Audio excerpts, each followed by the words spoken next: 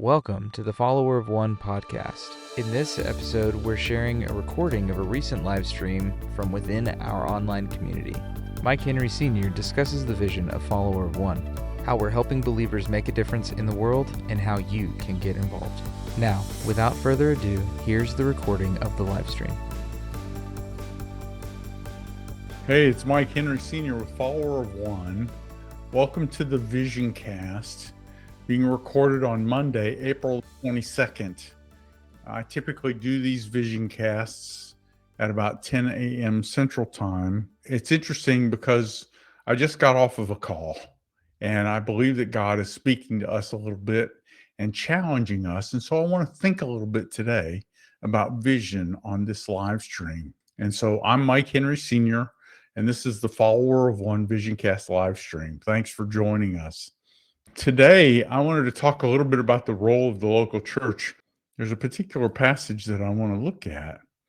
So it would be Matthew chapter 16, where there's this interchange that Jesus has with his disciples, and particularly with Peter, where he's talking about, and it starts in verse 13. It says, "Now when Jesus came to the district of Caesarea Philippi, he was asking his disciples, 'Who do people say that the Son of Man is?'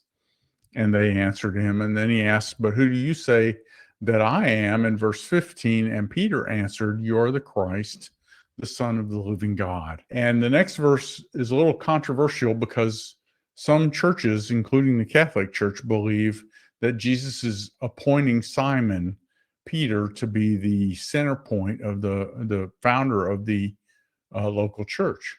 And Jesus said to him, "Blessed are you, Simon Bar-Jonah, because flesh and blood did not reveal this to you, but my Father who is in heaven. And I also say to you that you are Peter, and upon this rock I will build my church, and the gates of Hades will not overpower it." And my comment today isn't about whether or not Peter is the founder of our church. I don't want to go there. Today, I want to talk about the phrase that the gates of hell will not overpower the church, or the gates of Hades. I'm reading from the New American Standard Bible, the 1995 update, which is kind of my default Bible. And it says the gates of Hades will not overpower it. And then he goes on to say, "I will give you the keys of the kingdom of heaven, and whatever you bind on earth shall have been bound in heaven, and whatever you loose on earth shall have been loosed in heaven." And then the next verse, let's just go ahead and read that too. "Then he warned the disciples that they should tell no one that he was the Christ." There's a lot to think about here, but I was thinking about the role of the local church. I went to a conference last week, and it was the U.S. Christian Chamber of Commerce conference. There were a lot of people there. It was really cool to see all these Christian business people getting together to talk about how they can take their faith into the marketplace. And it was very exciting. There were a lot of people and a lot of different activities going on. And I was struck by how I still felt out of place. And I believe it's because of what was going on there. And I don't want to sound critical. I actually am very glad for what the U.S. Christian Chamber of Commerce is doing to mobilize business leaders and entrepreneurs and others in their living out their faith in the workplace. It's really cool. And so before I get into what I'm passionate about relative to this passage, I'm amazed at how God is connecting us to people all over the globe through Follower of One. I talked about this in the Vision Cast before, and I will talk about it more. We started Follower of One to create an online community for those of us who are trying to figure out how to live out our faith in a daily basis. And surprisingly, God has introduced us to people in other countries besides the United States because he could. We're using the internet. I mean, the internet is our model of communication. And so I'm just amazed at how God is connecting us together, one to one and one to many, to get the word out and to start figuring out how our faith impacts what we do on a daily basis. And I think that what's so important about this passage, there's so much going on in just these few verses. But the first one is the gates of hell will not prevail against the local church. The gates of Hades will not prevail. People don't think about this, but gates are not an offensive weapon. I believe what Jesus is doing here is he's making a reference to the fact that the local church has been established by God to take the word about Jesus into the entire world. And as we take that world, we're on offense. Our job is to get the word out, to introduce other people to Jesus, to go and live following Jesus in such a way that other people ask us, why are you doing this? So that we can speak for ourselves. We can tell them we're doing this because we're Jesus followers. As we live and speak and breathe and eat and do everything else that we do as Jesus followers, others notice it. We don't live in a vacuum. I believe as a result of that, Jesus is putting us all to work in expanding his kingdom. And that kingdom isn't a geographic territory nearly as much as it is individual and relational territory. In other words, a kingdom is the place where what the king says goes. And so if we're listening to the king and doing what he says, we're in the kingdom. We take Jesus's kingdom with us every place we go and obey him.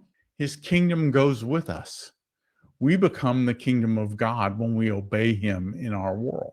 And so just like my friends who are on this live stream today, our job is taking the kingdom with us wherever we go. And wherever we stand today, if we're online on this live stream, then that kingdom is in Crossville, Tennessee, and it's in Camdenton, Missouri, and it's in, I believe, Pakistan. It's in Tulsa, Oklahoma.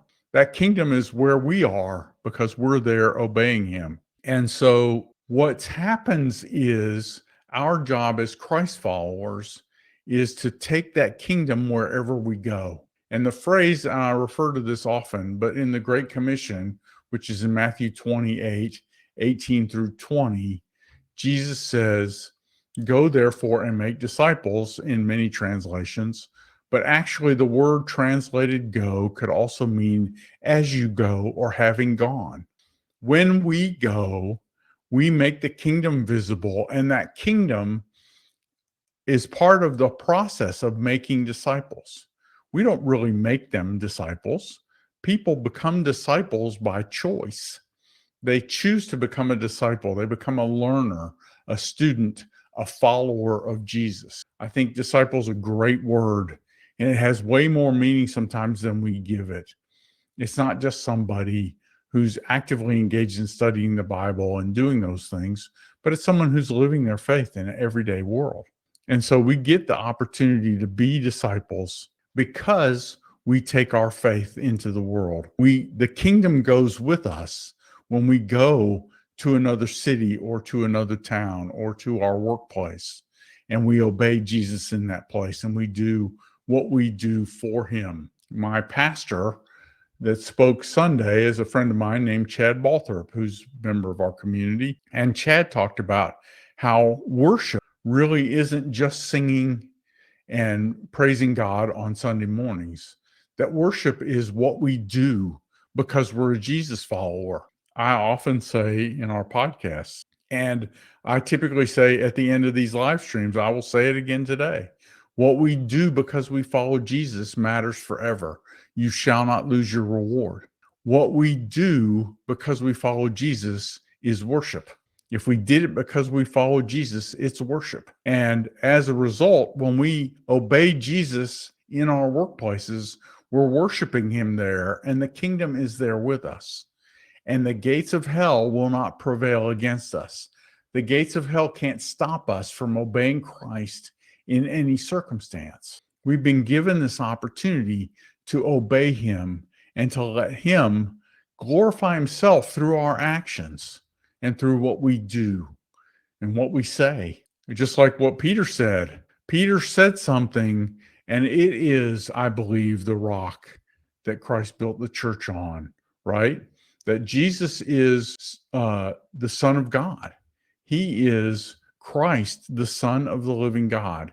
He's God in the flesh so we can see him. And as a result, we get the strength and the energy to live differently And when we live differently, when we live obeying the King, his kingdom is near, it's present, it's here. That's what Jesus's primary command or primary statement was when he was giving people the good news. The good news was the kingdom of heaven is at hand. The kingdom of heaven is here. The person over which the kingdom has control. That's the kingdom of heaven. When we go into our world and we make Christ visible through our actions, we make the kingdom near. And so, how does all this apply back to what I'm talking about with follower of one? Well, our job, I think, is really to help the local church.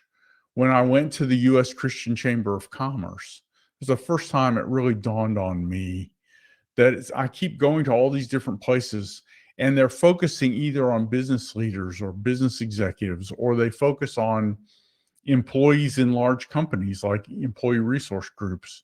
Many of the faith at work types of movements focus on a subset of believers. Some are just for men or some are just for women. Follower of one, it seemed like God's always bugging me to think about the people who are not in the room. And so the people who weren't in the room weren't the entrepreneurs. When I go to a men's conference, the people who aren't in the room are the women. When I go to a conversation about employee resource groups or business as mission types of ministries, they typically focus on some subset, and my brain almost immediately goes to who's not in the room. Follower of one is designed to help anyone. And often that doesn't fit the marketing best practice. We can't define our niche or we can't define our target market of people. But I believe that what we're trying to do is to help individuals. And I think that the organization that this may appeal to well are people who are in positions of leadership in the structured local Western churches. We've had now 5 churches do the Marketplace mission trip, and a ministry has done one of the Marketplace mission trips. And our goal is to get better at doing Marketplace mission trips on behalf of organizations of Christians that I would tell you are mostly ministries or churches, which is really just a ministry too. Remember, ministry is just the word service. I think when we serve someone because we follow Jesus, that's ministry. If we serve someone because our job is to give them a hamburger, that's servant.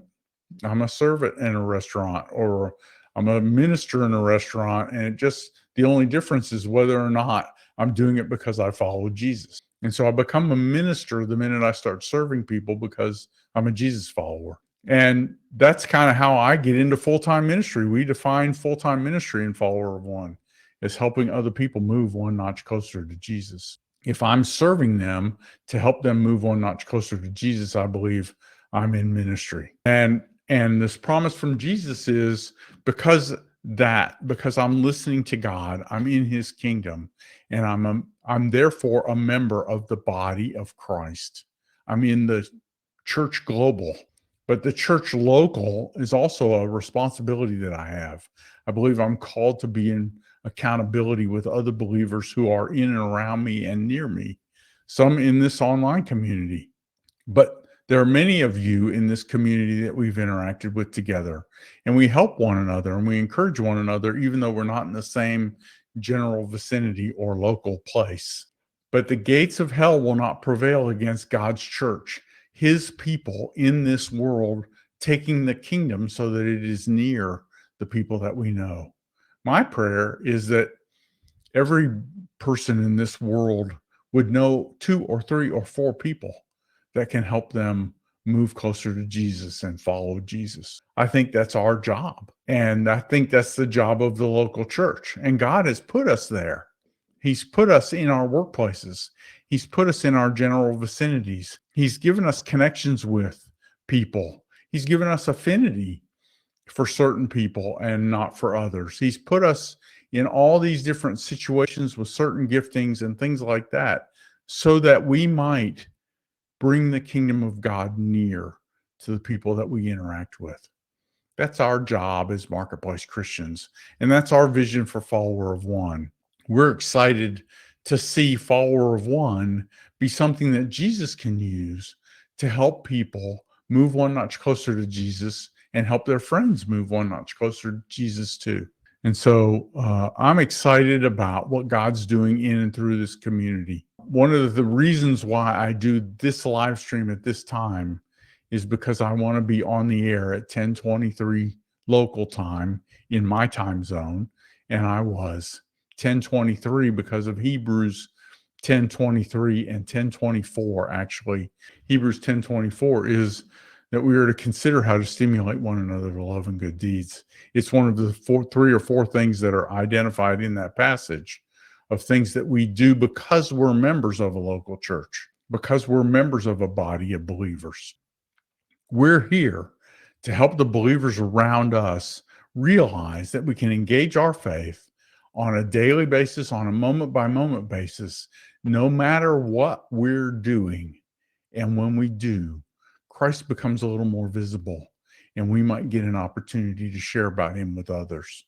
When we follow Jesus and when we obey him and do what he would have us do in our workplaces and in wherever we are every day, we experience his joy, and we get to sense that joy, and it gives us the energy to keep going, to move forward and to blessing others. I'm grateful that you've listened to this point in this live stream or this recording, because what we do because we follow Jesus matters forever, and he will use this. I'm excited about how he's using you and how he's using me. He's working to mobilize us to help Jesus become more visible to every person that we know. And I'm excited, grateful for him that he gave me this calling, and he's pushed me into this situation. I want to challenge you as well. Let's pay attention to the people around us. Everything that happens to us today is an opportunity to make Jesus visible. I need to remember that. I'm talking to me, not you. And so, Mike, everything that happens to you today is to make Jesus visible. Stop whining about it and do what you're called to do. I'm grateful for Jesus. I'm grateful for you guys who joined on today. For everyone listening to this audio or video, let's remember what we do because we follow Jesus matters forever. Our job is to go into our world today and bring the kingdom of Jesus with us by obeying him and doing what he says. Thanks very much for being a Jesus follower, and thanks for being a member, follower of One. I'm grateful for you too. Thanks very much. We hope you enjoyed this live stream recording. If you'd like to learn more about Follower of One or join our online community, please visit followerofone.org. Thanks for listening.